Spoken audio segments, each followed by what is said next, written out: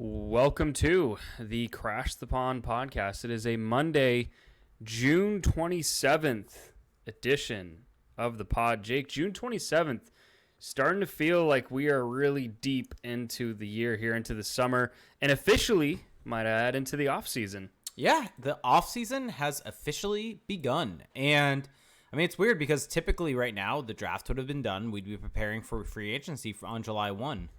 And It's weird that that is not happening this time, that the draft is instead, next week? I'm trying to think about when that July is. 7th. Yeah, July 7th. And this did not hit me until last week. Have you looked at the NHL's calendar of dates? No. Do you know when free agency starts? I would guess mid-July at this point. Oh, boy. You are going to be in for an absolute treat. I'm trying to look up exactly when it is so that I can give people correct information, but we will see if I can find that. Let me see. Here we are. Critical dates for 21-22 season. July 7th is going to be the first round. July 8th, rounds 2 through 7. July 13th. July 13th is when the signing period begins. So that is, the draft is next Thursday and Friday. Free agency is Wednesday of the week after. Oh my God. So It's going to be fun. Yeah. It's going to be a frenzy. It's going to be absolutely insane.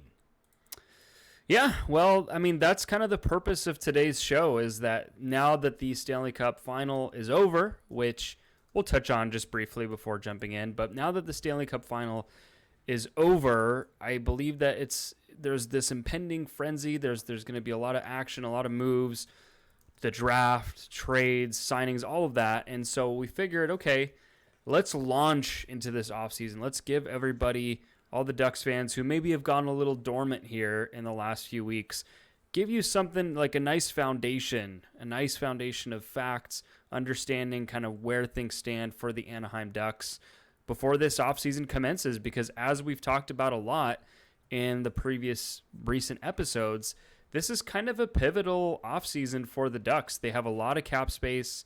They have a lot of flexibility. They have a lot of draft picks.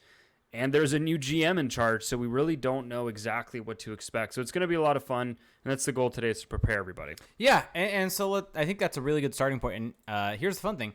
You and I haven't really discussed a whole plan for this, but, this is how things flow very well with our shows. The cap. I think the cap is the absolute starting point, because something I put out on Twitter yesterday was that now that the season's over, and by the way, congratulations, Josh Manson. Congratulations, Andrew Cogliano. Both well-deserved former Ducks getting a cup. Really emotional seeing Cogliano lift the cup yesterday. But having said that, I had mentioned that this is going to be one of the most pivotal, one of the biggest off seasons in Ducks history. And now, granted, it may not be the biggest. It's probably not going to match the Niedermayer-Solani offseason, maybe not match the Pronger offseason. But this is going to be a massive one, because at the end of the day, the Ducks have to spend money. And as our own CJ Woodling put in an article on the website, they have to spend a significant amount of money just to get underneath the cap floor. They are currently listed at per cap friendly negative $17.9 million. So $17.9 million underneath the cap floor. That's with the $14 million or 14 players on the active roster. And so if they were to just sign, so they have to sign 9 players. So they at minimum have to spend, let's see, about $2 million per player. And some of those guys that they have to sign are RFAs that aren't going to necessarily make that much even. You have guys like, one of them would be like Urho Vakanainen. He's probably not going to have a significant pay upgrade on his next contract. Sam Steele, definitely not going to have a big pay upgrade on his last contract. Lundestrom might, but you kind of see where I'm going with this, that the Ducks really have a lot of money to spend here.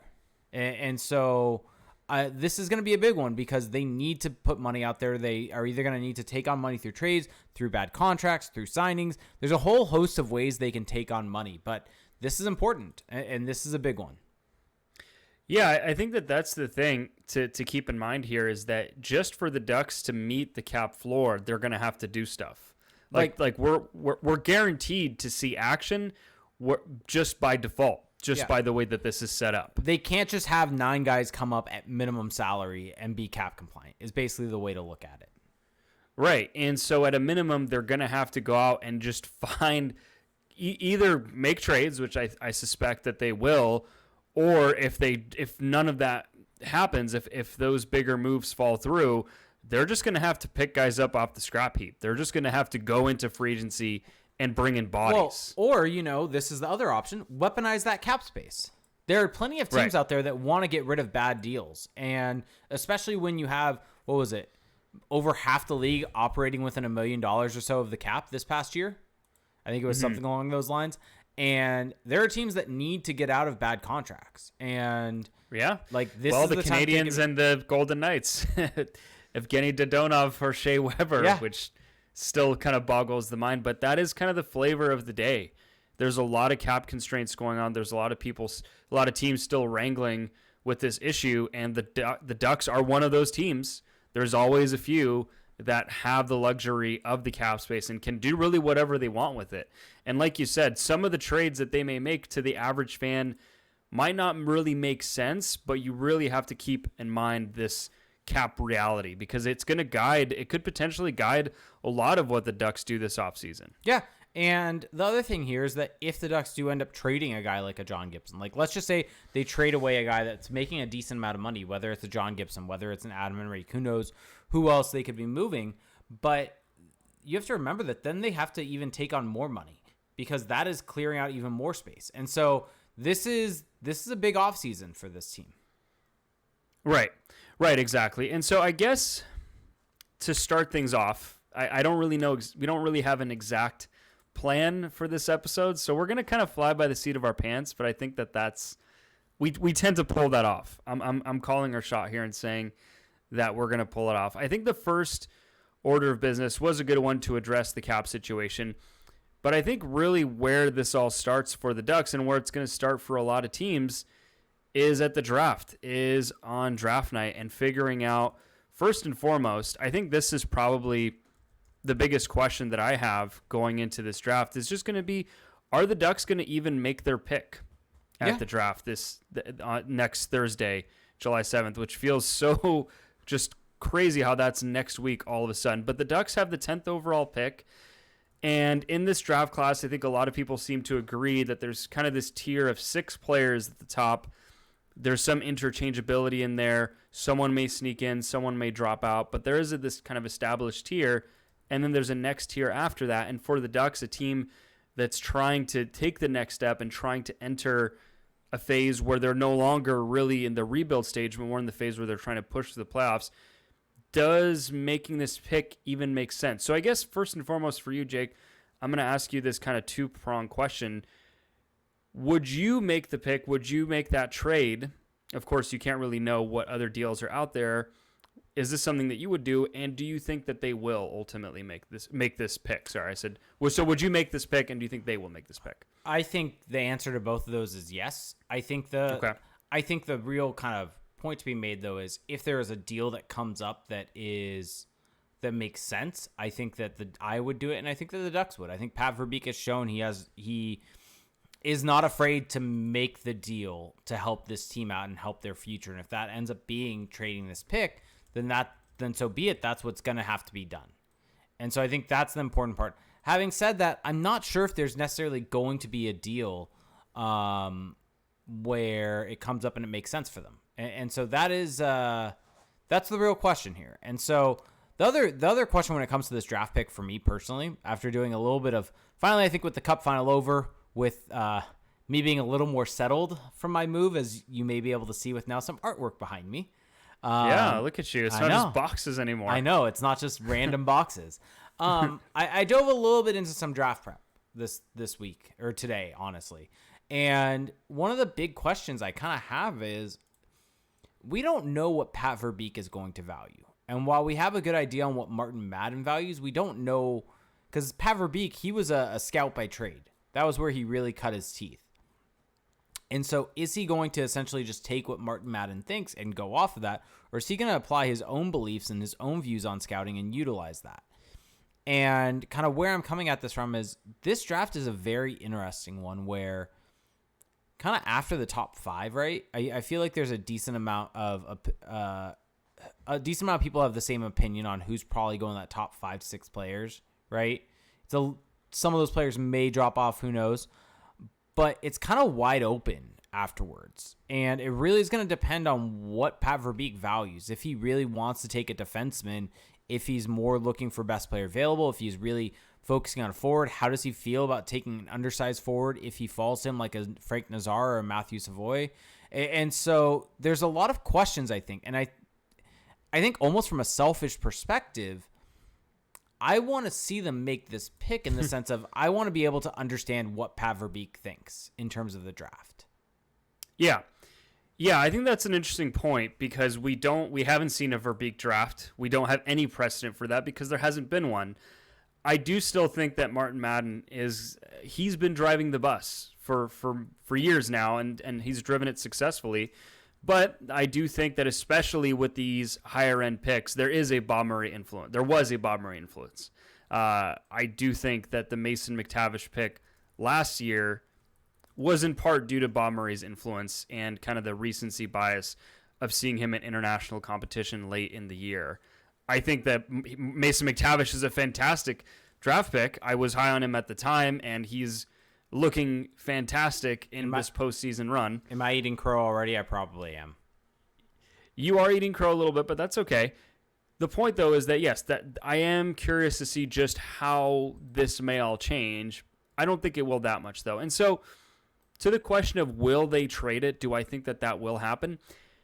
I guess my biggest question is I just don't see the trade that would require them to move that 10th overall pick. Because if you think about some of the bigger trade targets that are out there, you think of like a Kevin Fiala, Alex DeBrincat, right? These bigger names, maybe for like a DeBrincat, it would require that 10th overall pick. But these are that's a premium asset.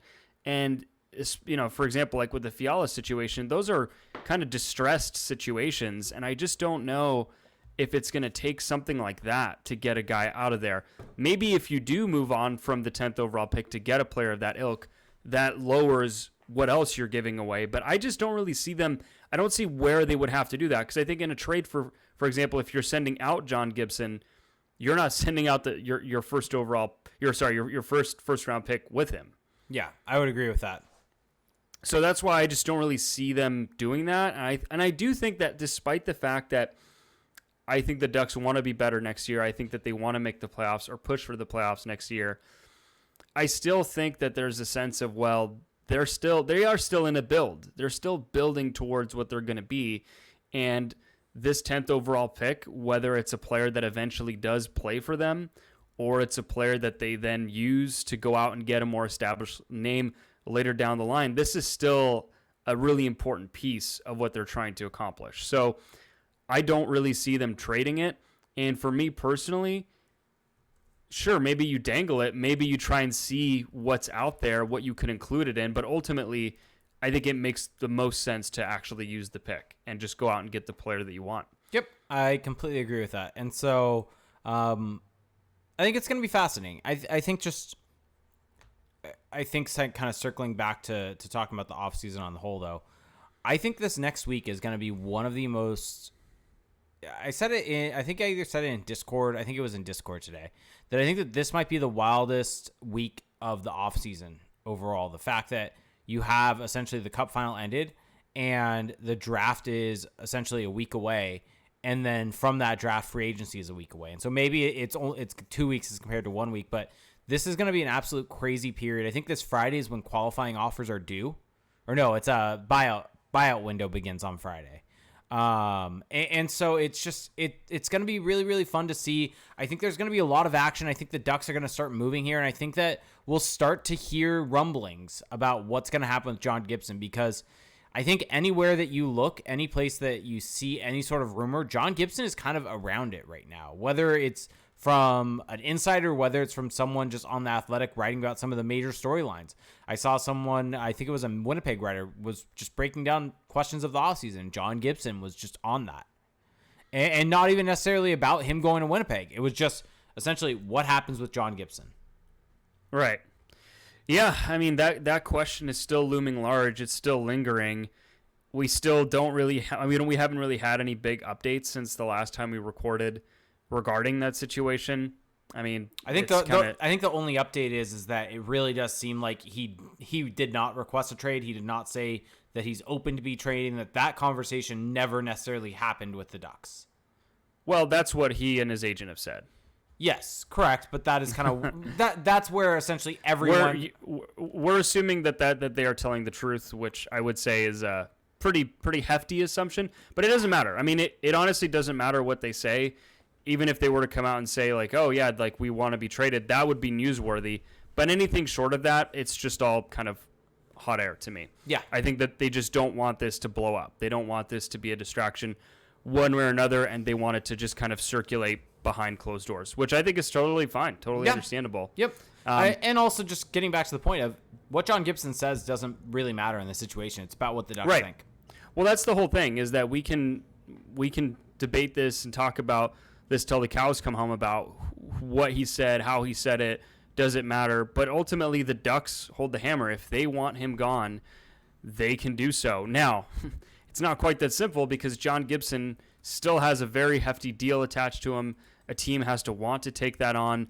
There's a lot that is going to go into that trade. But ultimately, if the Ducks decide that they want to do it and that they can find a partner, John Gibson doesn't have a veto button. And that's kind of all that there is to it, really. Yep. One thing that's a good point on the John Gibson thing that's worth bringing up. Pismic says the thing with Gibson is he seems tough to move because essentially, as we've mentioned, a lot of contenders already have cap concerns since Gibson's contract is significant. I think that this is where the Ducks are in a very unique situation with their cap situation. They can take on a bad money deal from one of those contenders that frees up space. And that's something they can do to really help out the team that would be acquiring him. One other thing I want to mention is I'm trying to look for the exact article that it was, but it wasn't a Winnipeg writer necessarily saying that he should go to Winnipeg. It was just breaking down things from around the league on the most part and storylines from around the league. Sorry, it was a Canucks writer, not a Jets writer. But still, same concept. It was a national story for The Athletic, not a local story. Okay. Yeah, I mean, I think that the John Gibson thing, I think there's been as much as we're going to hear on it. To be honest, it kind of blew up a little bit, and I think now there's been this push to kind of tighten the lid a little bit back on the story. And I guess just going into the offseason for you, do you expect John Gibson to be back with the Ducks next season? I think going into the offseason, I was 50-50.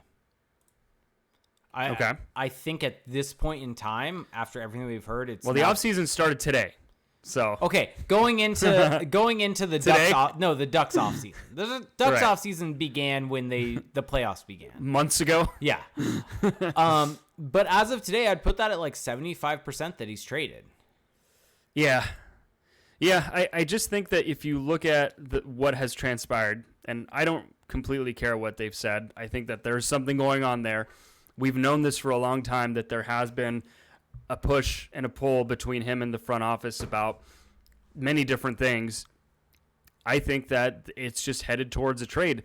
And especially if you look at how Pat Verbeek has tried to formulate his roster, formulate his cap sheet in particular, one of the big reasons that a Josh Manson, Lindholm, that all these guys left is because he didn't want these big term contracts on his books. And I think that John Gibson, that's what he is. I mean, in part, that's what he is to this team, is that he's, let's call him a starting level goalie in the NHL, but he's also a guy who eats up $6.4 million a year and has 5 years left on his deal. And he's not a Cam Fowler who you basically can't trade.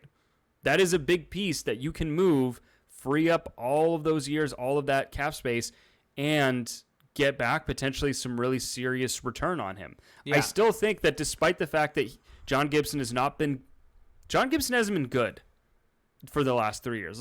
Let's use the word good. He hasn't been good for the last 3 years. He's been good for stretches, but on the balance, he hasn't been good. I still think there's teams who think that it's not him, it's the system, that he's still got it, the whole Team USA shine.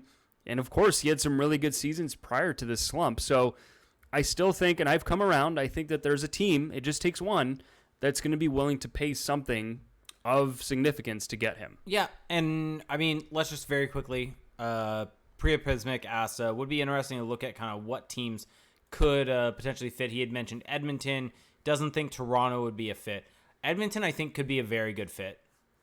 Well, the thing with Edmonton is that they have their own players that could be on the move, and I think that this past postseason showed pretty definitively that they need an upgrade in net. Yep. They need a very significant update in net, and so you hear the names that could be on the move out of there, like a Jesse Puljujarvi, Kyler Yamamoto.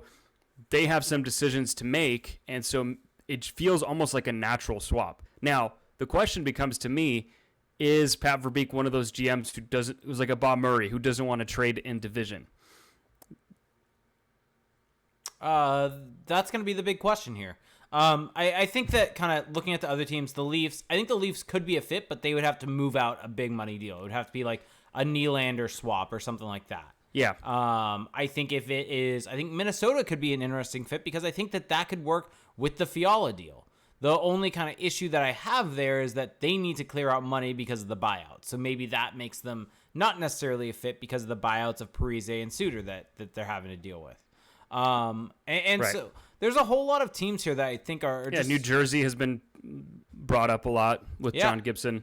Yep. I mean, there's a lot of teams that could be interesting fits around the league. I'm just kind of going down the list. I mean, there's obviously going to be the connection made to Pittsburgh. The question that I have with the Penguins is, who are they willing to move out for John Gibson? And the better question is, what do they have to move out for John Gibson? Right, exactly. Now, there's going to be interest because there's a lot of teams I think that need an upgrade in net, but it's not a super long list either. And I think that you brought up the main ones. The one that I'm really circling for me is Edmonton, just because I think that they're going to be desperate. Yes, I think that that's something you really have to take into account, because we can look at it very, very coldly, look at the cap space and the logic of it all, but these aren't always logical decisions that these teams make. And I think that in Edmonton, they saw this offseason or this postseason just how far they can get with basically not reliable goaltending. And so now they want to flip that and go out and get the goalie. And I'm just going to say exactly what you were saying without saying. You also want the Ducks to make the deal with Edmonton because Ken Holland is the most likely to overpay based upon an old reputation as compared to a more analytics friendly team. Yeah, I mean, that's part of it. Yeah, that's part of it. Like, I knew where you were going with that and just didn't want to say it, but it's the truth.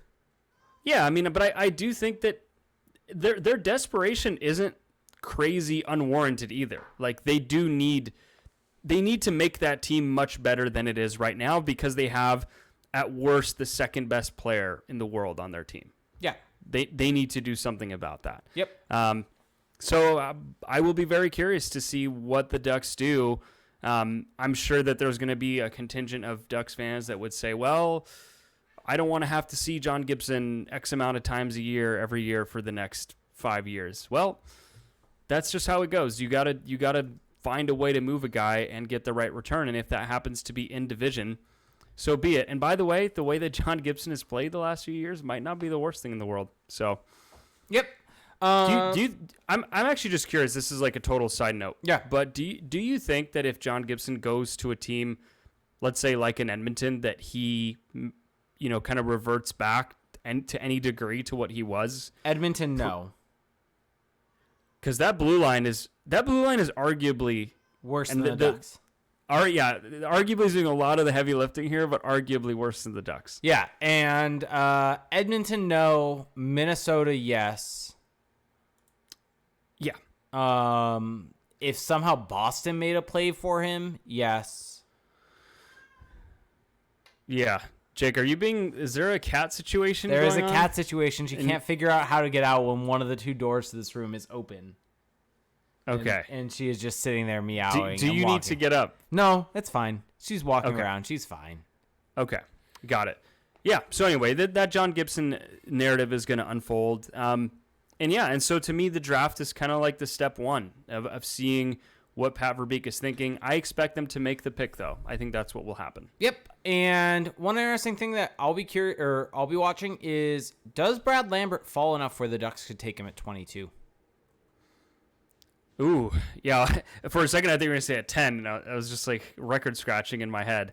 Yeah, I mean, that's because to me, that tier from, basically 8, 7 onward, let's call it 8 onward. Let's maybe extend it to 10. Like 10 down to the 20s is just pretty wide open. There's a lot of names, but you don't know exactly which team is going to take that name. It seems like there's a lot of need-based picking that's going to happen. In the latest mock draft from Corey Pronman, which he did with an NHL source, and by the way, kind of how I've come to view these mock drafts with Corey Pronman is not so much how I rate the players. It's not so much how I think of them, but it's just nice to get a pulse for how teams are viewing these players, because that's ultimately what these are. He's even said this, like this is a reflection of what he's hearing from within the industry, from within teams. So he has Brad Lambert going to Buffalo at 16, which isn't too far off from the 22nd overall pick. So I guess to answer your question, maybe, but probably not. Yep. Not. Yeah, that would make the most sense. I mean, it really just depends on how teams view him, and that's the interesting part with this draft is it doesn't feel like there's a consensus. No, there's really not. I mean, hell, there's not even a consensus for the first overall pick, I would say. I think that there's the whole Juraj Slafkovsky narrative at number 1 is just, it's crazy to me that there's like a lot of people who legitimately think he should go first overall. And it's the kind of thing you just haven't really seen this kind of divide, at least I haven't, on a guy like Shane Wright, who I know hasn't been as exciting this year, but the track record that he has, the fact that this is even a question is pretty shocking to me. But I do think that top group, though, is pretty set in stone. Yep. So it's just the after part that's really all over the place. Yep. Agreed. Anything or what else do you want to chat about this offseason? Potential targets? We've kind of gone over that a bunch. Well, so I think now that the draft has kind of been baked in here, I think that they're making the pick. I think maybe you see like the 22nd overall pick getting moved. Maybe that's more in play than moving the 10th overall. But after that, I mean, really, it's free agency. And my whole problem with trying to predict free agency, I do think, I mean, Pat Verbeek even said that they're going to try to get guys in free agency, that he said they're going to make their pitches to players, right, that they're going to try to get players to come to Anaheim. I just don't exactly know what tier of player that he's talking about, because I don't think it's guys like an Evgeny Malkin, right, these, Chris Letang, these bigger names. I don't think, Johnny Gaudreau. I don't think that Philip Forsberg, I don't think that that's what's happening. And if it is, that's a very worrying sign, because I don't think that those are the types of players that the Ducks should be targeting. To me, if the Ducks are going to make plays in the offseason in the free agent pool, you're looking more at that mid-tier of free agents, guys that you don't have to sign to big term, because that actually would line up with what Pat Verbeek has said. Guys you don't have to sign to big term that aren't going to take up a huge chunk of the cap, but that are also going to help you get the most out of your young players next season. I think that that's really the goal. And I mean, one name that I've been circling back to as the rumor mill has kind of heated up a bit, Josh Manson. I mean, there's been rumors now that, hey, maybe he's going back to Anaheim. And it's funny because I think a lot of people are probably thinking, well, what the heck? You were so adamant about trading Josh Manson. And yes, that is correct. I didn't think that re-signing him to signing him to an extension when you're the only one, you're basically negotiating against yourself, not really even knowing whether he was going to come back. It just didn't make a ton of sense when you can get some assets for him. Now you got the assets, and I mean, if you look at his projected contract on Evolving Hockey, it's 4 years by $4 million. He could potentially be willing to take a hometown discount. Don't really know what that would look like. Maybe it's a year. Maybe it's some cap hit that's shaved off. But he's a guy who played well for the Avs and down the stretch. He was very good for the Ducks this last season. If you think that he can hold that level of performance to any degree for the next 2-3 years, he's just a good kind of roster filler guy who can just help the younger players come along and still provide you some quality minutes. Yeah, I mean, we talked about it. The Ducks need to spend money. And while granted, you don't want to like wastefully spend that money and go close to the cap where you then have to sign Zegras next summer. You have to sign Terry next summer. Like we've talked about that in depth about the Ducks. It's nice having all this cap space now, but you don't necessarily get that in the future. So you don't want to necessarily eat up too much of it when you're going to have to then sign guys to new contracts. Yeah. But I think Josh Manson's an interesting player to look at because I think that I know that you made the case last week. Was that on this show or on the Patreon episode? I can't remember at this point in time. Where's this going? Why does everyone think that Josh Manson's going to come back? He wants to come back. Can't he think for himself?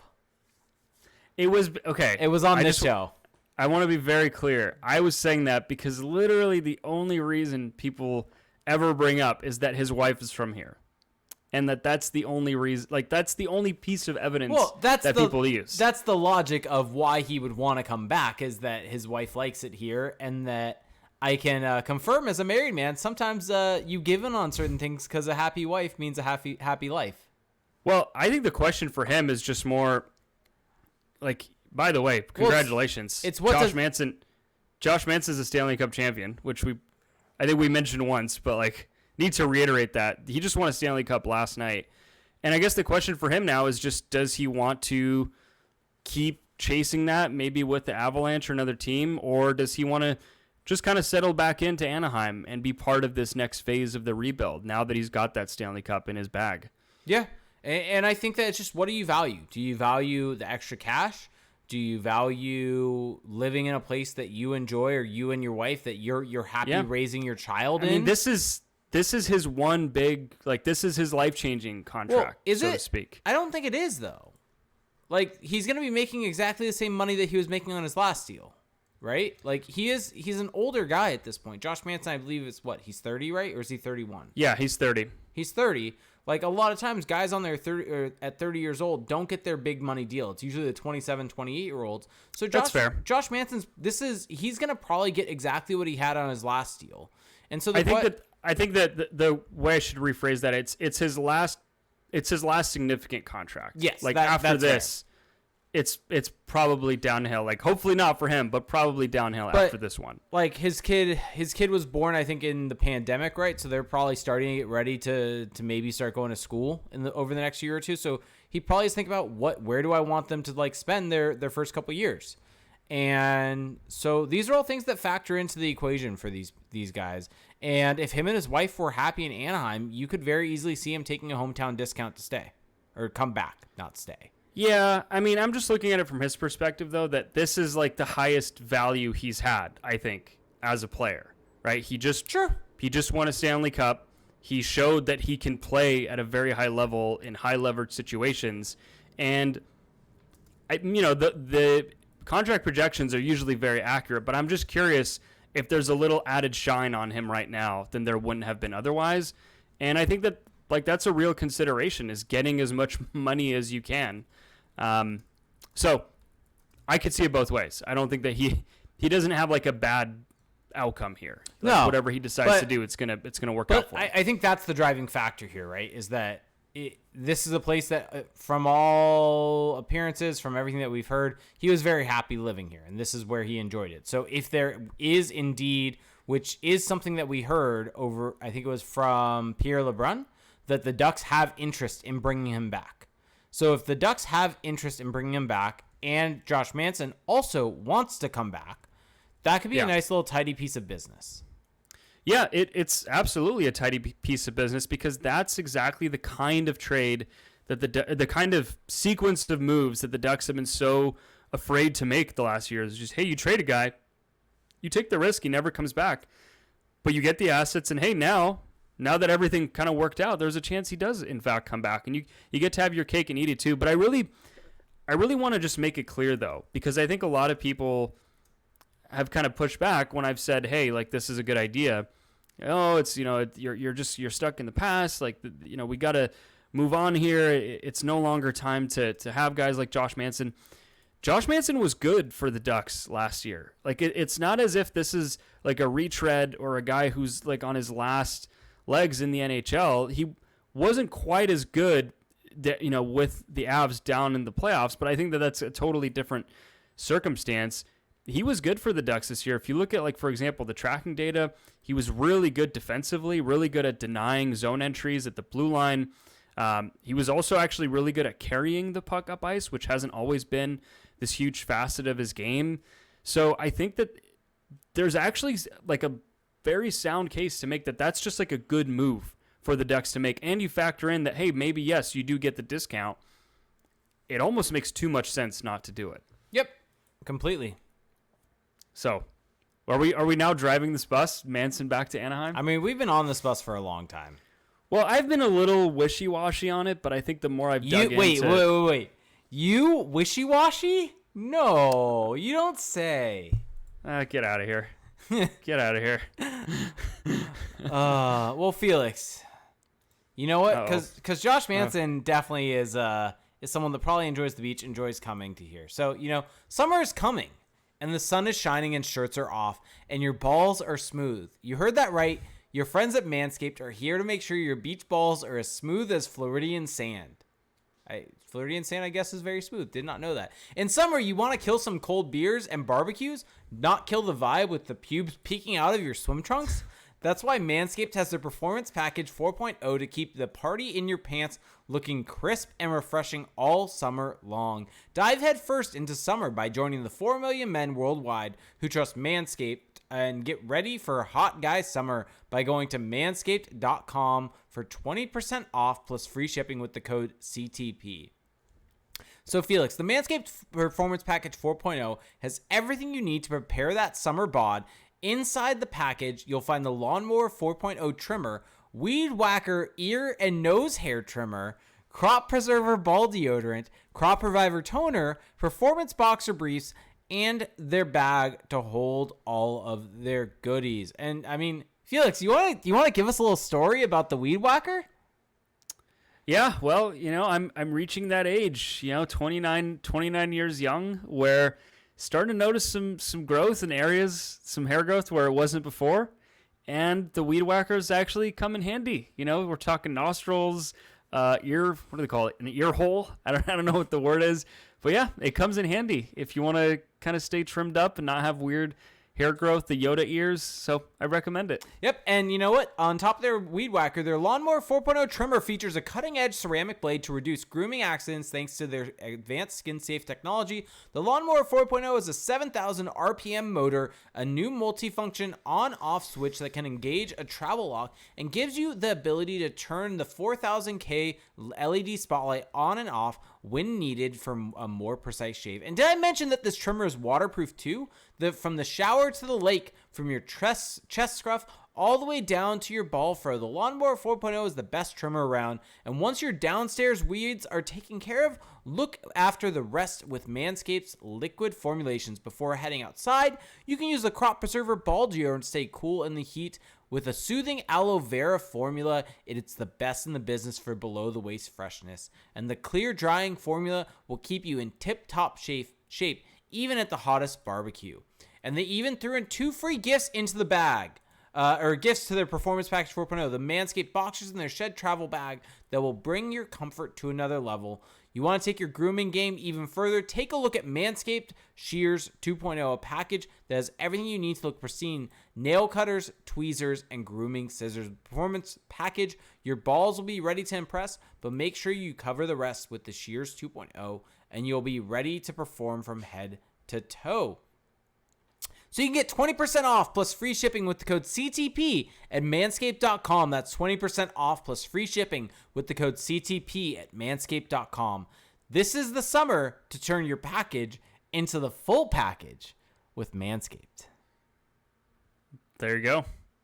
Yeah, well, so moving on here, I do want to quickly correct something I was saying earlier. So John Gibson is a 10-team no-trade list.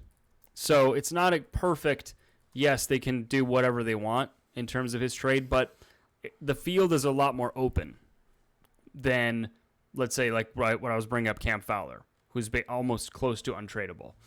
So, all that being said, I think that we pretty much covered the offseason here. I mean, went through the draft, went through free agency. Yeah, and just to couple targets real quick. I think trade targets are one thing we didn't talk about. Well, that to me is what I think this offseason comes down to. Because I don't think that the draft, I don't think that free agency is where things are really going to happen. I think if the Ducks are going to significantly improve their team, where they're going to make their biggest improvement, where they're going to make their biggest move is going to be on the trade market. Because that's just where the best assets are to me right now. Yeah, I completely agree. And so I think the guys that are clearly on the trading block that are, I think the Ducks should be interested in are the Kevin Fialas of the world, the Alex DeBrincats of the world. We kind of gone through it in depth over the last couple episodes, but those are the guys that the Ducks really should be looking at here. Right, exactly. Because these are guys who are they are in their primes, they're in their early primes, and they are guys who can both help you right now and can help you later down the line. And that's really the ideal scenario, because that's the problem with free agency. That's always the drawback, is that if you go out and you sign someone to a contract, you're usually not getting their best years. And so Kevin Fiala is really the guy that I think makes the most sense, only because I think that Minnesota is in such a tough spot with him. Whereas I feel like with Chicago, they have more leverage. They have more time to figure things out. I think he has 1 year left. He has one more season on his deal, so they don't necessarily have to do this song and dance right now. Whereas Minnesota, Kevin Fiala is going to be an RFA this offseason. They have to figure this out right now. There is urgency and maybe even desperation to move on from him. Well, and you also have the situation of the fact that the Minnesota Wild are going to be in cap hell next year, so they need to clear out money to be able to be cap compliant. Right, exactly. And so that's really, I think, the guy that makes so much sense for the Ducks. There's, lesser targets that we talked about, like a Jesse Puljujärvi.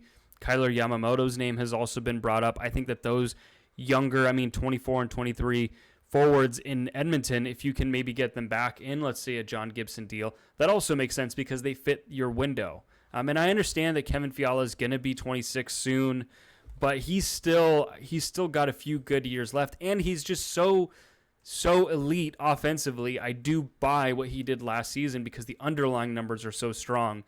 He's going to help you for years to come.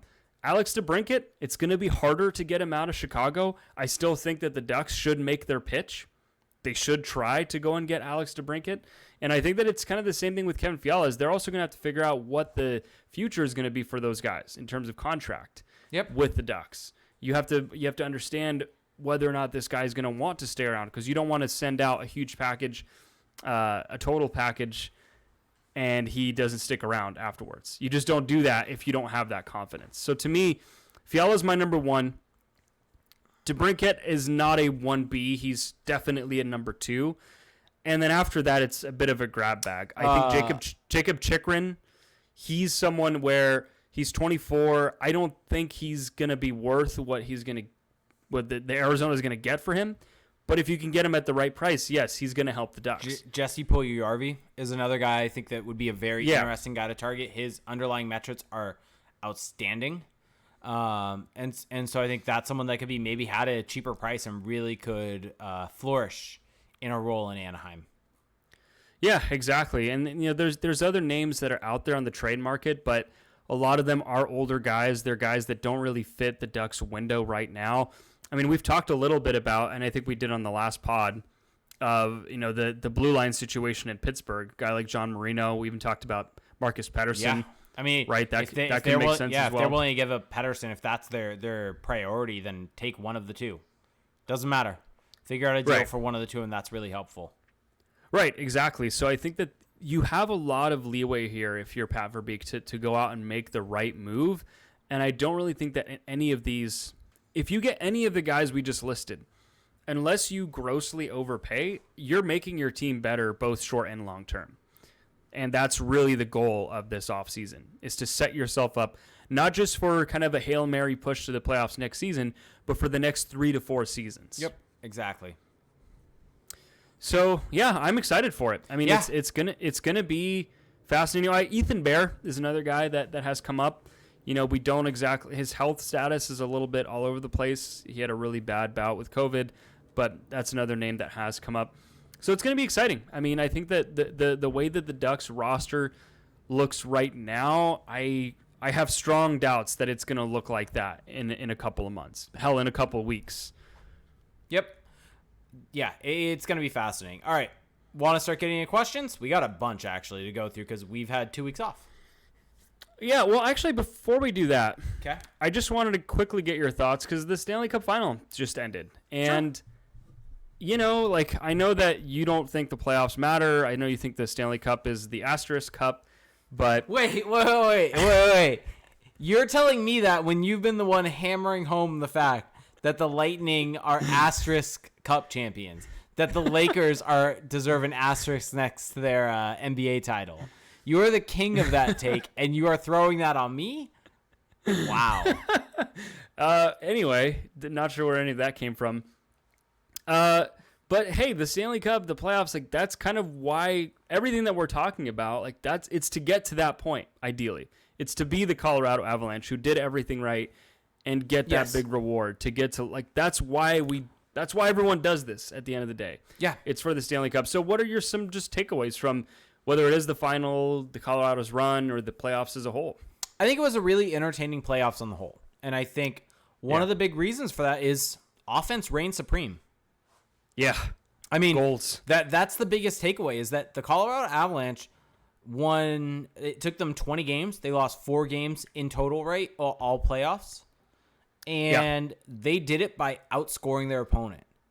They did not do this necessarily by having fantastic goaltending. One can even argue they had not even great goaltending, not even good goaltending from Darcy Kemper.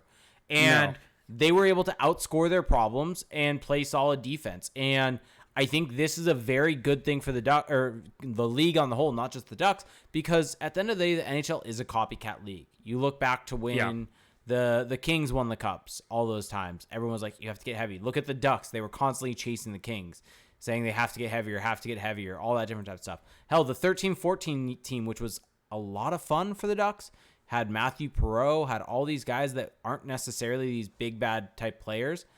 That entire team got reworked, and that's the whole reason Clayton Stoner became a Duck, was as a result of that damn series in the LA Kings. And so that's the only thing for me is that the nice thing from this playoff is that for a copycat league, this means that we're going to get more teams trying to outscore other teams. I think that's a very good sign. Well, I think the biggest thing to me that it showed is that everyone on your team has to be able to play. I know that the Avs had Jack Johnson and Eric Johnson at times, is not the fleetest of foot, but everyone has to be able to make a play. Everyone has to be able to skate.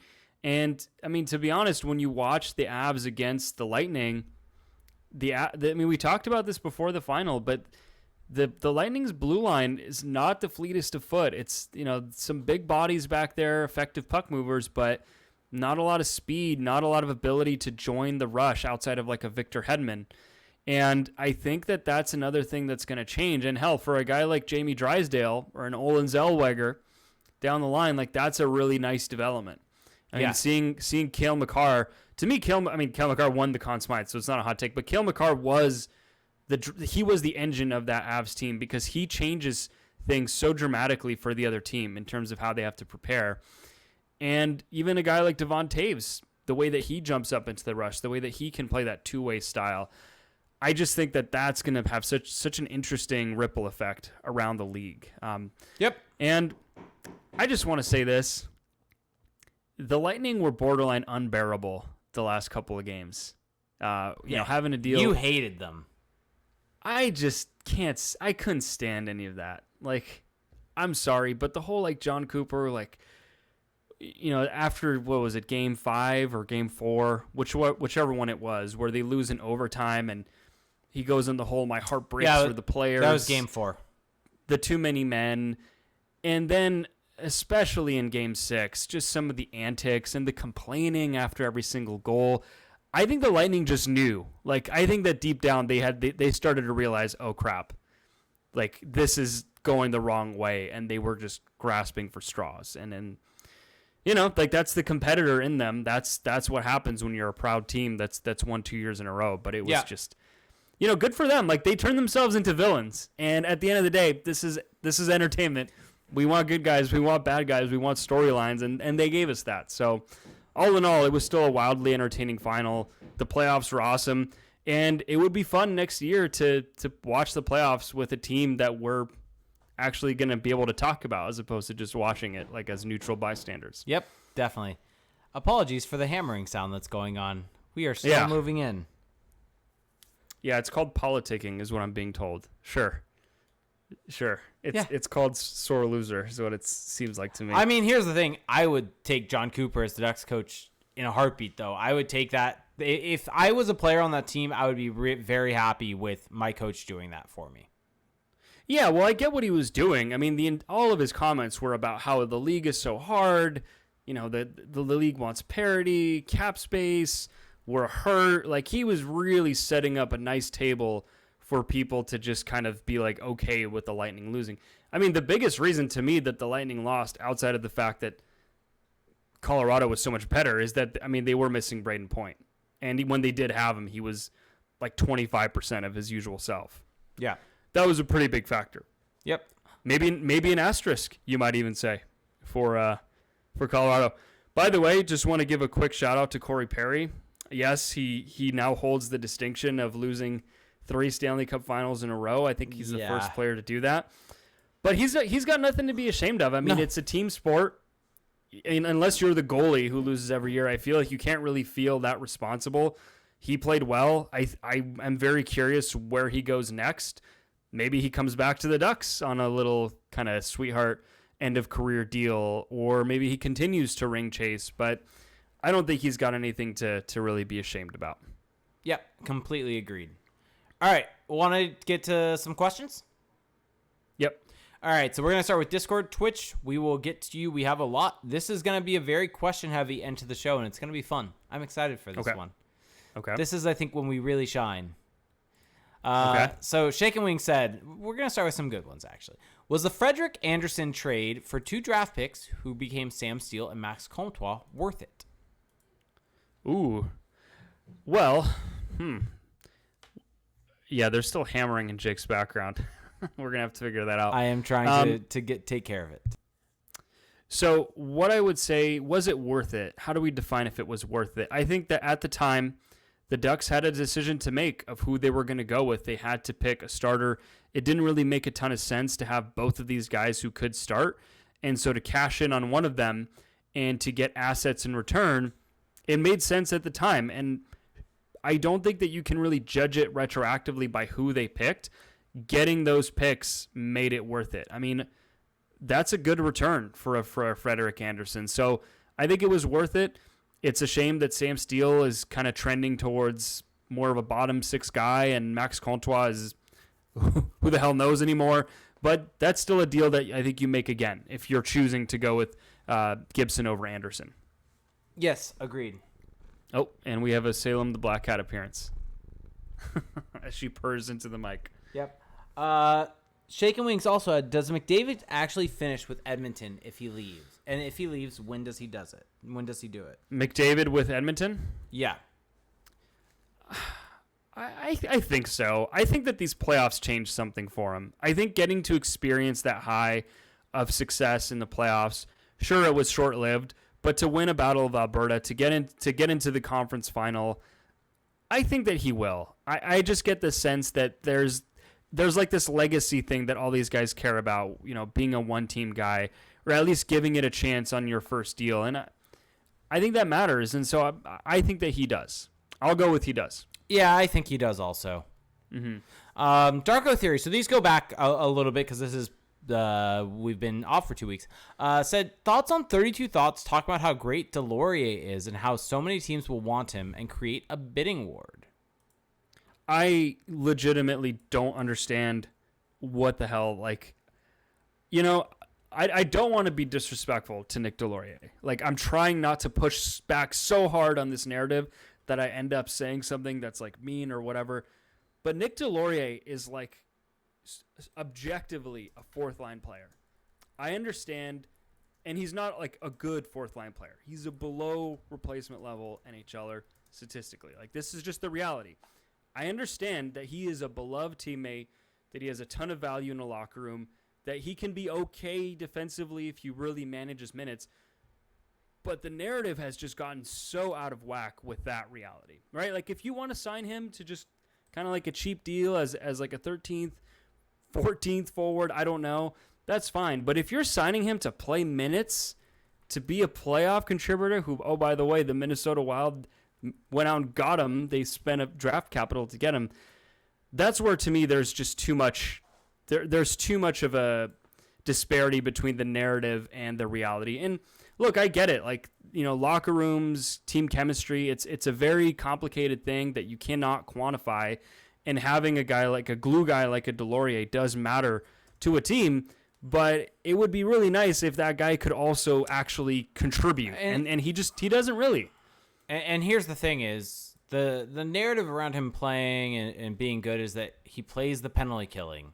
He does all this different type of thing, and he's good. Like, these are just not, like, just because a guy plays on the penalty kill does not actually mean that he's a good player. Like, those two things don't have to coexist. Like, a guy can be on the penalty kill and be bad at it. Like, I feel like that's like not something we discuss enough in like common like hockey discussions. Oh, he kills penalties, Jake. That means he must be good at them. Yeah, like we really lose a lot of. Like, he's on the first power play unit. Like, that's supposed to be a sign that he's a good offensive player. That, like, I mean, I think what it shows is just how their coach views them. Correct. And so if a coach puts you out there to kill a penalty, there is an implied trust that you can in fact kill the penalty. Yeah. And so, I mean, yeah, I don't really get where that narrative... I mean, let me rephrase that. I know where the narrative is coming from on Delorier and that there will be a bidding war. I just vehemently... A bidding war? I vehemently disagree with it. And if I am Pat Verbeek, I am staying away with that with a 100-foot pole and am not even getting involved in that. I mean, having him on your roster as a guy who's in the press box and maybe gets in for like 20 games, that's one thing. But to have him be playing a significant role like he was for the Ducks last season, that's where you're entering crazy land. And if you want to talk about getting a guy to come in and be that physical presence, that's what like Josh Manson is also could come back and do. Sure, yeah. Like, although he gets hurt every time he does it, which is the problem. That's true. SP84, congrats by the way, Spence. If Andre Palat signs with the Anaheim Ducks in UFA, does Jake get to bring the bit back of Beaten by Dre? Here's the thing. I don't get where this push to get Andre Palat signed has come from. I know Eric Stevens put something out about that. I know there are some people out there that really... Well, because it seems like he's not coming back, right, to Tampa? Yes. Is that the whole thing? But he's 31 years old. Yeah. I mean, it's kind of funny. Like, I think people just haven't... Like, they remember how he was when this whole Lightning run really started, and he was part of that fun line. And, like, that's just frozen in time. That's just how people view him. But like you said, he's 31. He's going to get paid. It makes absolutely zero sense for the Ducks to go out and get him. He does not fit in their age range. He does not fit in terms of a guy that you bring in that is an older guy that can get paid on a lighter deal for kind of an in-room type of guy. Like, if anyone the Ducks should bring in, it would be like an Andrew Cogliano if he comes back. Like, that's because he's going to be cheap. Yeah. Like, Andre Palat is about to get paid. He had a fantastic offseason, postseason. And a lot of times guys that have great postseasons get paid more than they are worth. And you don't want to be the one fitting that bill 2-3 years down the line. And so that's why I've seen this kind of floated around, and I don't get it. So that's just me. JJ Stone Drums asks, okay, you guys are on a road trip and stop at a gas station. What's your go-to drink and snack? His is Body Armor and some Cheez-Its. And we have a lot of people that chimed in our Discord about this one. Okay. Oh, I was going to just let you go. Oh, I mean, it depends. It depends on what my mood for that particular road trip. So I would say sparkling water and gum would be my pickups from the gas station. Wait. Did you just say gum as a snack? It's a snack. It keeps me from wanting to eat more, wanting to eat like unhealthy gas station food. You're on a road trip though, Felix. This is the time that you eat crummy because you're going to be in a car for 8 to 10 hours. All right, let's say that I am indulging, that I'm going all in. That's the purpose of a road trip. I'm probably getting, maybe some Reese's peanut butter cups, the giant cup, the king size cup. And Wait. Your snack is a candy? yes, I'm going candy. What the hell? What do you want from me? Your picks are just... All right, why don't you go? Because clearly I'm being thrown out of court here. What was your drink again? It's sparkling water. Nothing wrong with that. You it's fun. Like tickles the mouth. Gum is not a snack. Like I don't even know. Like Olaf is Berserker said, I swear if someone says gas station sushi, and I was almost expecting you to say that, but then I'm like, no, you wouldn't say that. You wouldn't say that. What the hell? I would probably say for drink, I would go with a Arizona iced green tea. Never had one of those. That's something I would only ever get at a gas station, and you're on a road trip, so sure, give me all the sugar. And then for snack, it would probably have to be a box of Cheez-Its. Lame. Cheez-Its are great. They're a perfect snack. They're really just whatever. Oh, I bought the spicy Cheez-Its, hot and spicy. Ugh. They're so good. Disgusting. They're so delicious. So yeah, that would be my pick. Is I'm gonna go with the Arizona ice green tea, or hot Cheetos. Hot Cheetos also is one that I could do. No, hot Cheetos are actually disgusting. Yeah. Yeah, Zen is saying gum is a save the other people in the car from bad breath or to wash away the taste of bad gas station food. Well, I like gum when I'm driving on a road trip because it's just like I just zone out. Zen is also saying what flavor of Cheez-Its? I typically just go for like the original flavor, but sometimes you got to go for the white cheddar. White cheddar Cheez-Its, feeling spicy, go for the hot and spicy. There's flavors? I thought there was just the red box with the orange colored ones. That's original. That's the last time I had Cheez-Its is like middle school. So. Now we're just fully in the shit show portion of the show. Well, hold on. Let's get through these questions. Nope.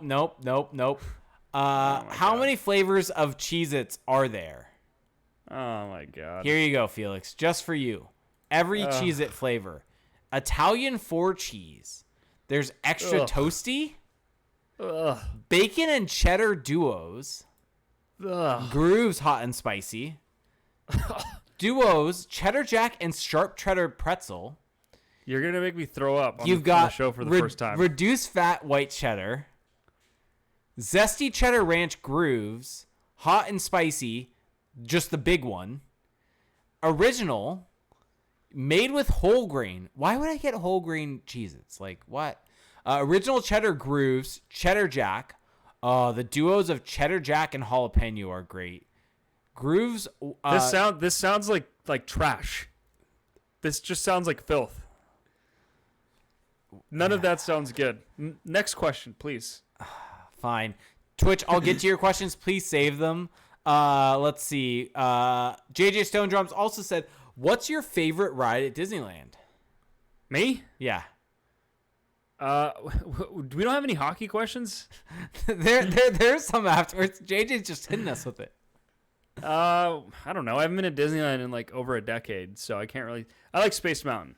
Is it too vanilla? No, that's fine. I was gonna say Space Mountain also, but yeah. To be different, I will go with the Matterhorn.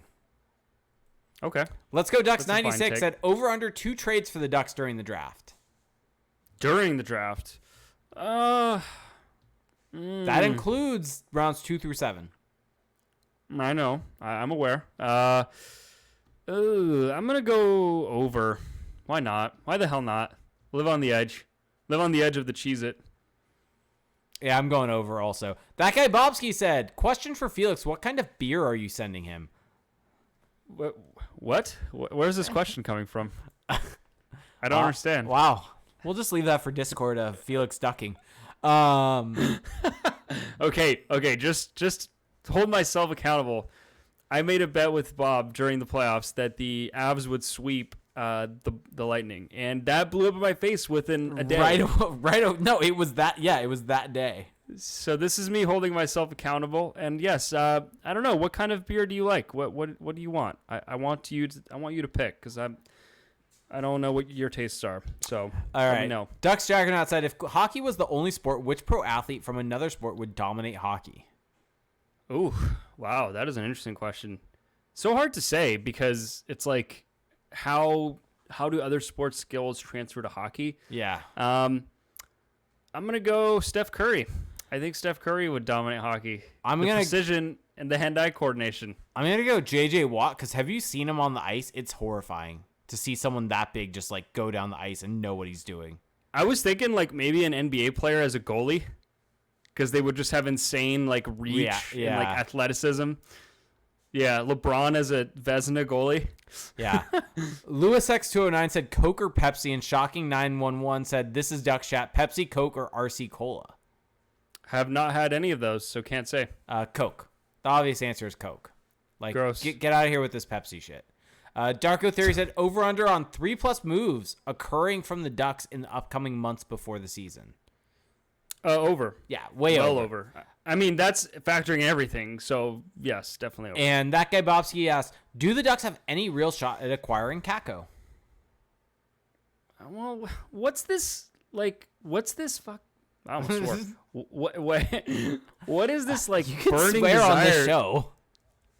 Yeah, I like to save that card for like when I absolutely want it. But, like when you're really mad.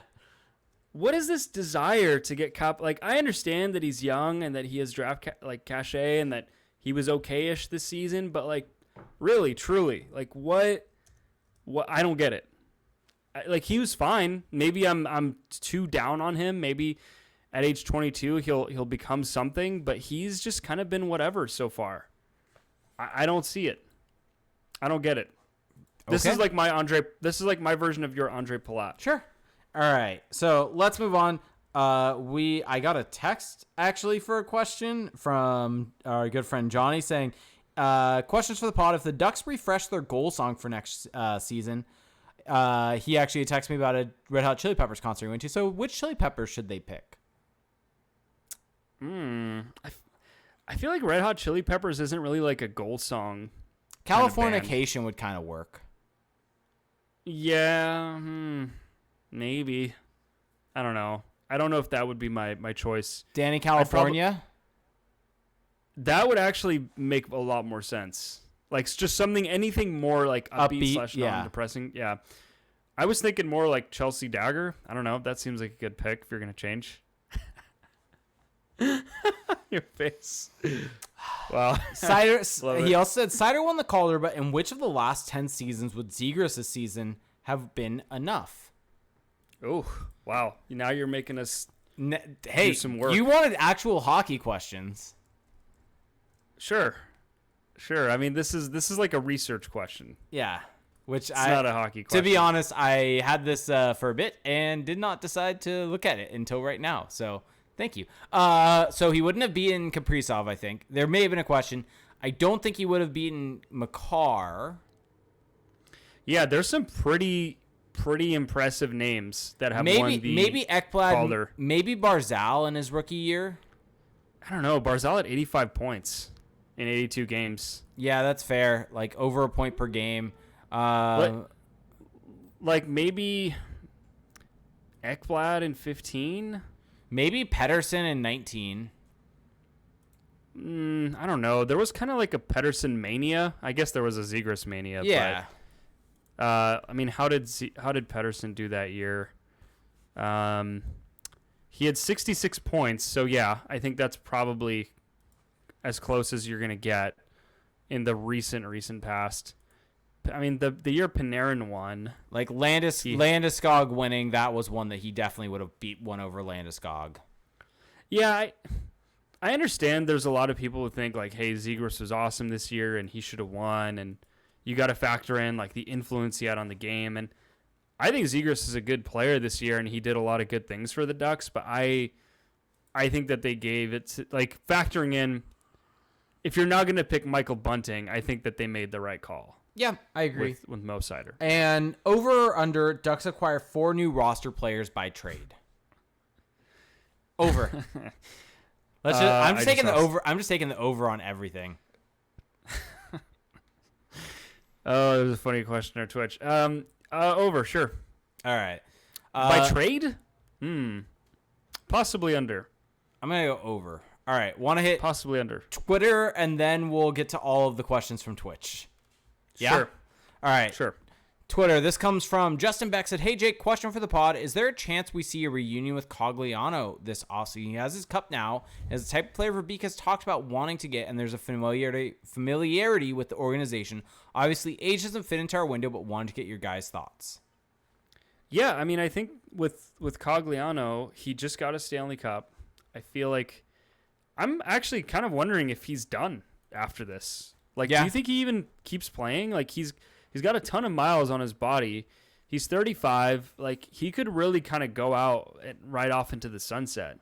Or does he want to just kind of ride it out with Anaheim, kind of being more of a locker room leader type for the younger players? Like, I think it's kind of an open, like, I don't know. I don't know his mental state. I don't know at all what he's going to do, but I'm curious, like, how far he wants to take this, because if the Ducks and Cogliano decide that they want to get back together for one last blast, like, he wasn't that good last season, to be honest. Like, he's just kind of more of a fourth liner defensive specialist now. Like, he doesn't really drive play a whole lot. He doesn't do a ton for you, but he's still a decent forechecker. I think he's just a good guy to have around.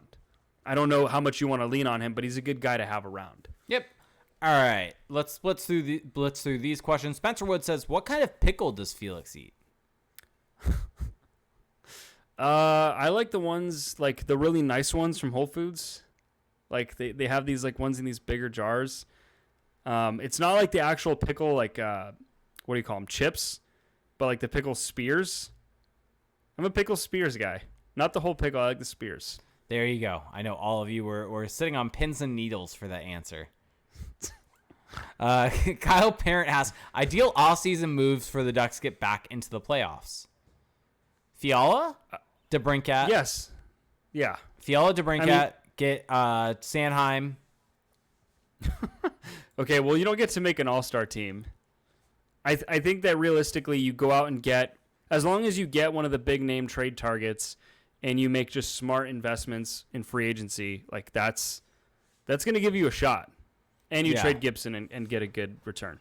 Oh, boy. I've never had to pronounce this guy's name, but I've replied to him on Twitter. But Wojtek Machachny, I definitely butchered that, sorry, but said, who are the top UFAs the Ducks should pursue this offseason? I mean, I was making a case for one earlier, and I'm going to stick by it. I think Josh Manson makes sense for them because the Ducks' blue line kind of sucks right now, and I don't really know exactly what path they're going to take to improve that internally. So I think Manson on the back end. Like, it's not a sexy answer or pick, but I do think he makes sense for them. Yep. NHL Hit says, would you rather the Ducks sign a veteran free agent to 2 3-year deals like Perron Malkin to help bridge the gap for the next wave, or swing for the fences on a big ticket free agent like Goodrow or Forsberg?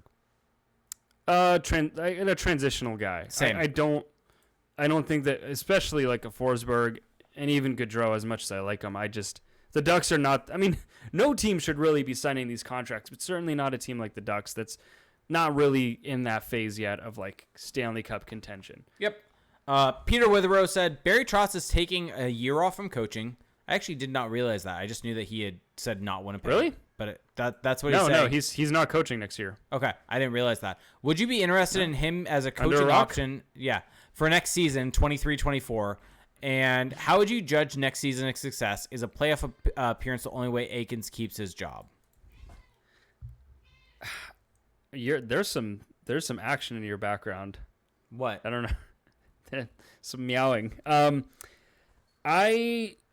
really, it's an interesting question because I feel like my expectations for next season are kind of like what they had this past season a little bit. So how I would judge success, just that they're actually playing a competitive brand of hockey, that they are the team that's on the front foot, that's controlling play, that's winning the shot attempt, the expected goal battle, that's playing an offensive style, that has a power play that's clicking.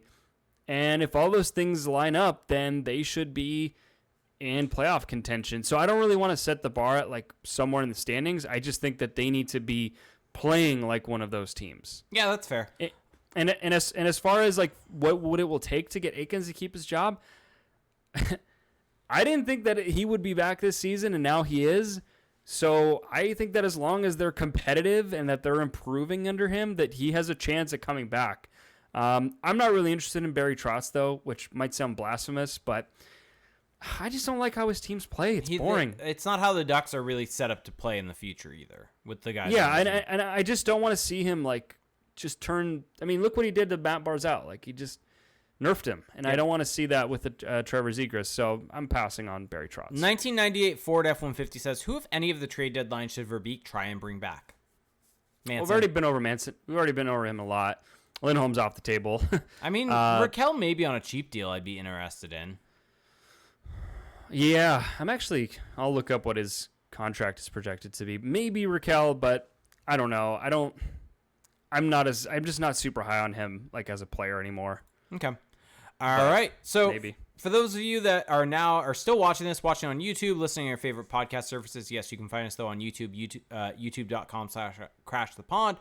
You can find us at twitch.tv/crashpond, where you can find us every Monday at 8 p.m. or what? Oh, sorry. I was just going to say, sorry to cut you off, but Raquel projected contract 7 years, $6.2 million. So no, thank you. Yeah. Every Monday during the season at 8 p.m. Pacific time, where we essentially are able to take your questions live. You can join us in the chat. If you have Amazon Prime, you get one free Twitch Prime gaming sub each and every month. You do have to hit that subscribe button after 30 days. And with that, you get special emotes in the chat, special badges next to your name.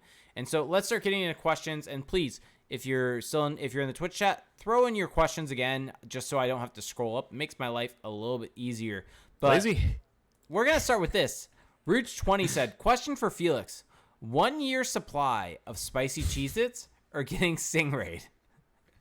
Why do I have to pick between these two things? Both sound terrible.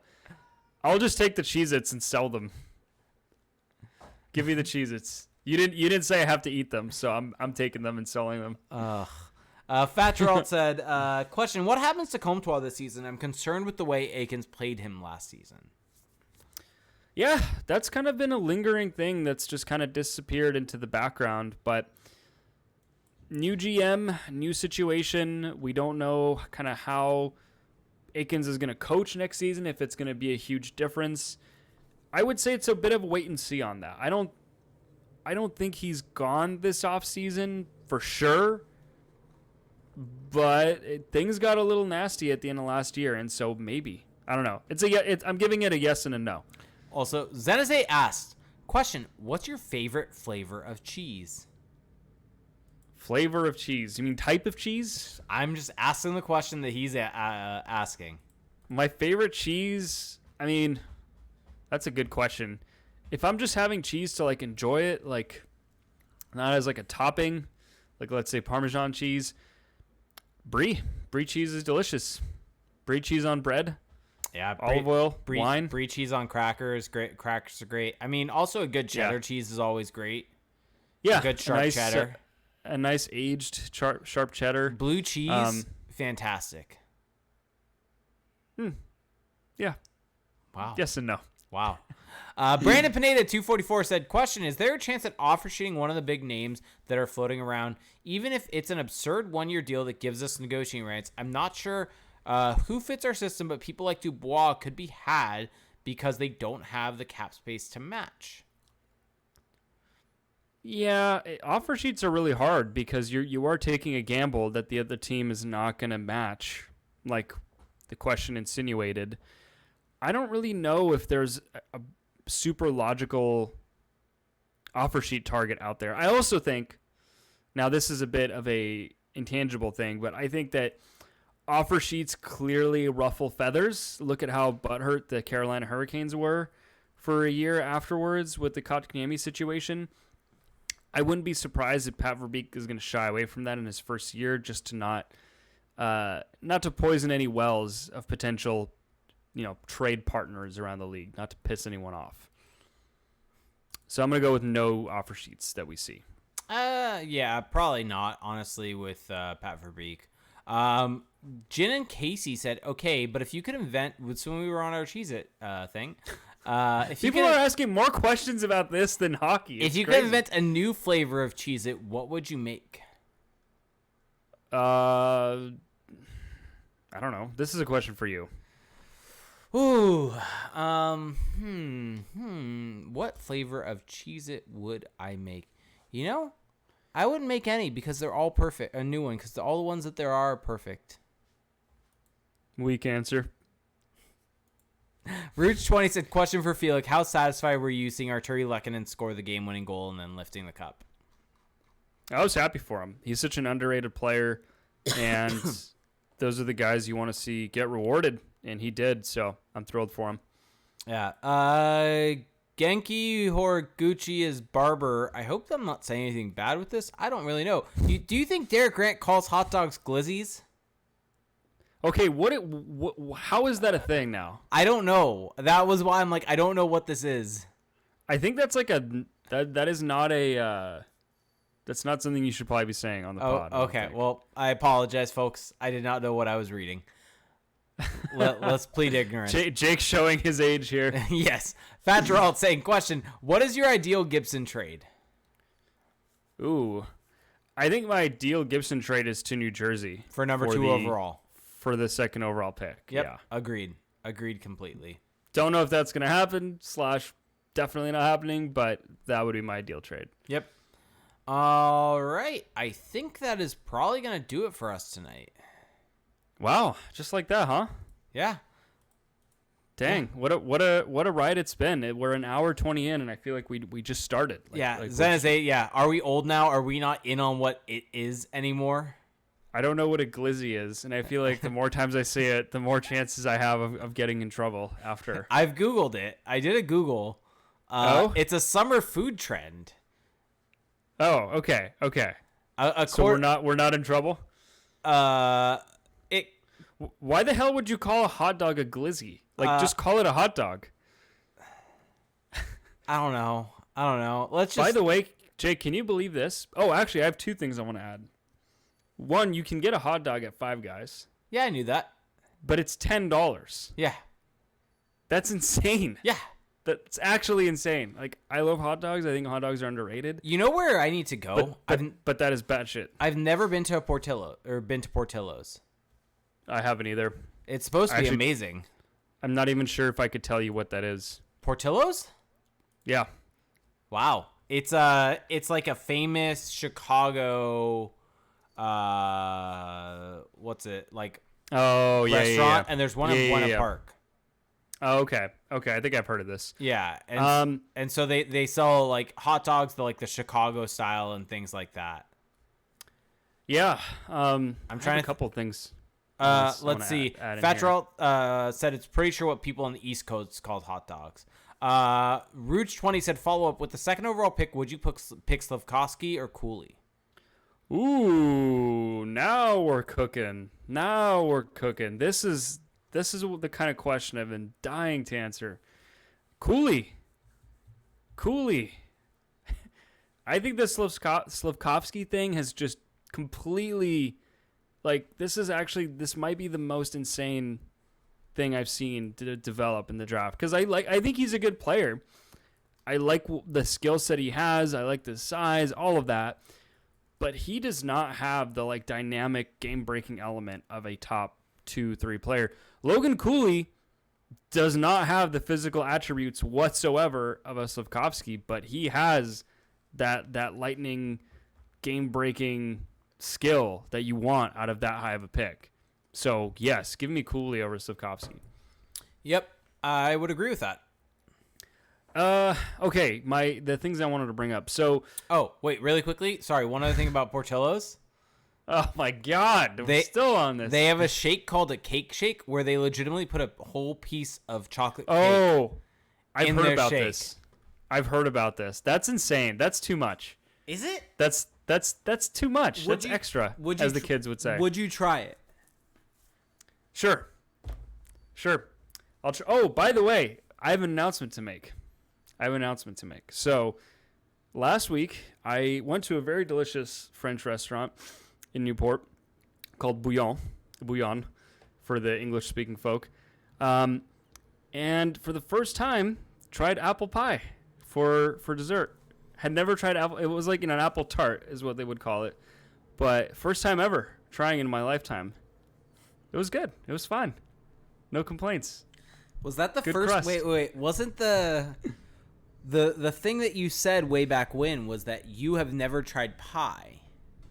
No, I've never tried like fruit pie, like a fruit-based pie. Or like just basically I've only had like chocolate pie. Chocolate pie is not even real pie. Well, whatever. It has the crust. It's in the mold, right? Like Yeah. you can't say it's not a pie. Had a huckleberry pie the other week. It was fantastic.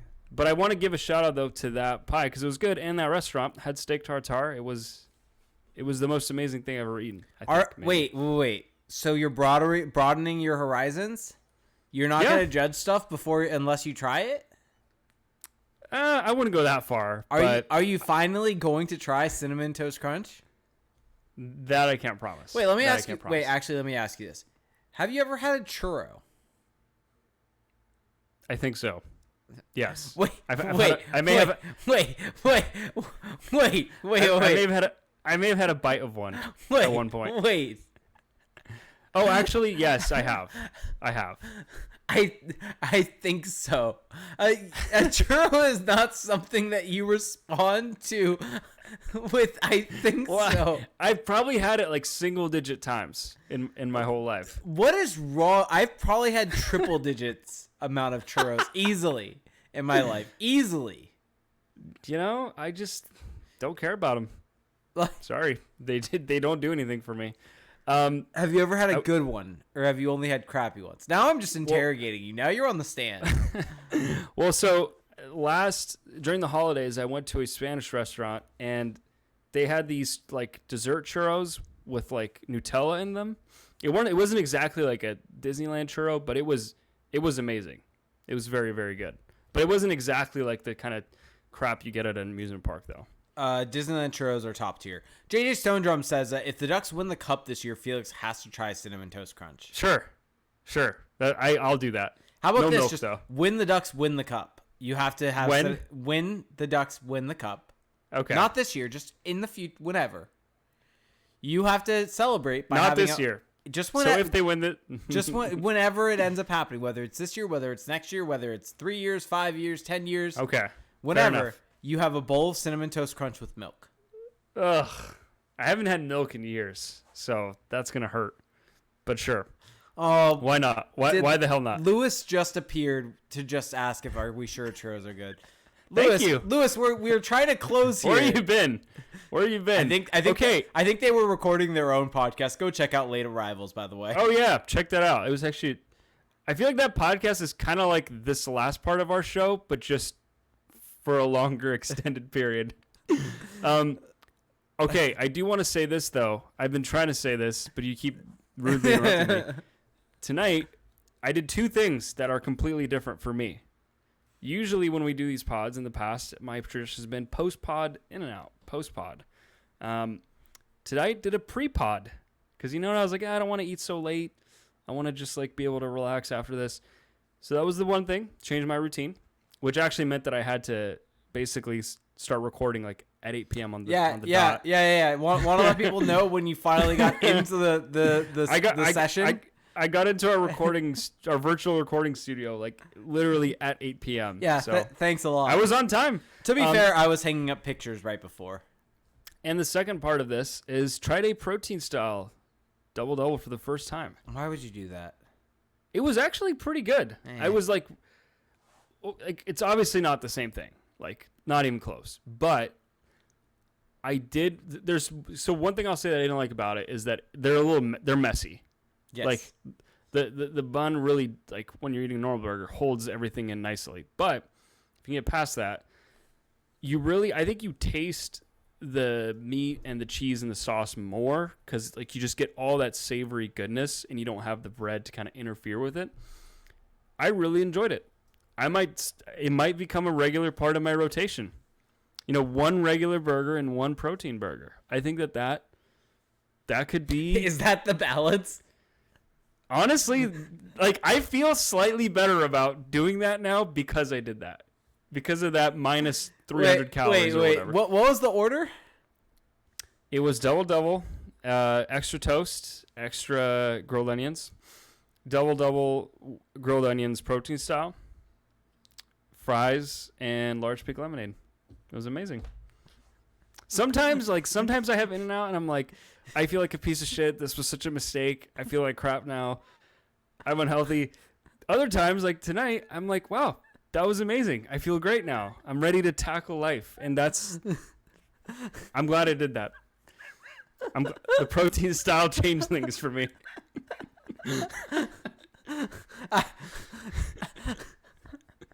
Somehow this pod just got extended by 10 minutes. I just can't get over that. Just like having the extra double protein style. Like you still had the regular one. Well, it's because I got that additional protein, but I didn't have to take on a bunch more carbs, which I usually do. I mean, did you have spread in it? Yeah. Yeah, so. Like, by no means was this a healthy meal. By no means. Got it. But it was less unhealthy. Oh, that broke because me. Of that choice. That broke me. Yeah, honestly, a ray of sun did burst through the ceiling when I bit into it. It was like it was just a different experience. It was so different. I can't describe it. It was just like so much more savory than it usually is because of the contrast. All right, just get a bun. You're going to In-N-Out. Just get a bun. No. Well, I did. I got one. True. True. You're going to In-N-Out. Don't get 2 burgers, 2 double doubles. Yeah, I want an extra protein. Although I will give you credit, I have at times instead of getting fries, gotten a second hamburger, second cheeseburger. That's the good play. Yes. Instead of fries. Yeah. No. Well, okay. That's a bit of a mistake, but yeah, I think the 2 burgers is like a must. One is not enough. We talk about In-N-Out, I think, on every episode. That and Del Taco. Well, that's a mistake. I'm not even going to say the name. I'm not even going to utter the words. Fatrell's asking, do you order pickles on your burger? I do because I do animal style a lot of times, but I've been starting to stray away from that and go to chopped chilies instead. So, yeah, I don't get the pickles. I just don't ask for them. I also tried the mustard fried, which is what people have recommended, and I don't taste the difference. It's better. There's literally no difference. No, there is. Well, it depends on how much they do. Yeah, I mean, maybe it was just like it does vary. The In-N-Out quality does vary, like depending on when you go, where you go. Yes, but I don't know. It wasn't noticeable at all, which tells me that it's probably not that big of a deal. So, all right, time to get out of here. Protein style. Give it a try if you haven't already. I discovered it. I just broke Jake. He's actually speechless. Okay. We should actually get the hell out of here so I can go play Civilization 6. If you've enjoyed our show and you want to help us keep this thing going, especially as the off-season starts to pick up, which I feel like is kind of like our second season because some people are more interested by this than the actual games, if we're being honest. Yeah. And you might be one of them, if we're being honest. If you want to help us keep this thing going, there's a few easy ways for you to do so. The number one way is to go to our Patreon page, patreon.com/crashthepond. Couple perks that you can get there. For $1 a month, $1, you get access to our patrons-only Discord server, which is so much fun. The server, the channels, we talk about food, we talk about hockey, of course. You're going to really get to interact with some diehard Ducks fans, people that are just there to have a good time and that just want to talk hockey and joke around, and it's just super wholesome. It's my favorite place to talk hockey. I'm pretty much on there all the time now, to be honest. Highly recommend it. That's for $1 a month.